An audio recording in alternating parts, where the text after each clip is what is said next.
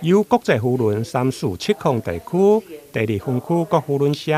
甲国际扶轮社台湾总会共同推动的早期肺癌 X 光偏远地区的普筛巡回车的计划，4月2日将伫南区的鸿运文创中心来登场，预计提供400多位的民众免费肺部的 X 光检查的服务。19号上午，透过议员林美燕的号召，包括第2分区国扶轮社、甲市府的民警、社会、甲卫生单位共同来宣导，希望民众踊跃报名。我想这么好的一个活动哦，真的我们一定要让更多好朋友去知道啦，因为这个是非常重要，因为肺腺癌事实上也蛮对我们个国人来讲是一个非常就是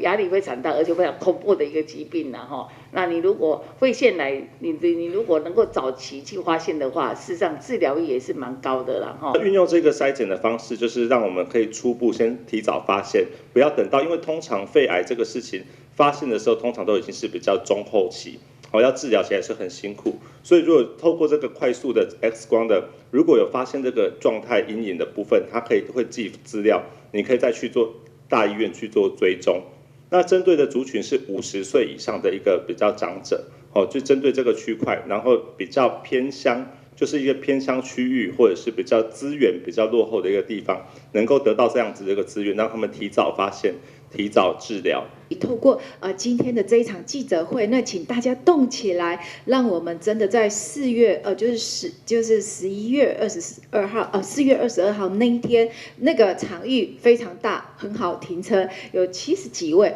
那我们有一个 Google 表单的连结，只要大家都把它填好，去的时候报到。那整个检验2分钟就好了。市府卫生局主任秘书陈淑娟表示，肺癌伫南部的发生率，会用讲是排名第1。上有效的筛检是低剂量的电脑断层，但一般民众必须要自费2000到6000块不等。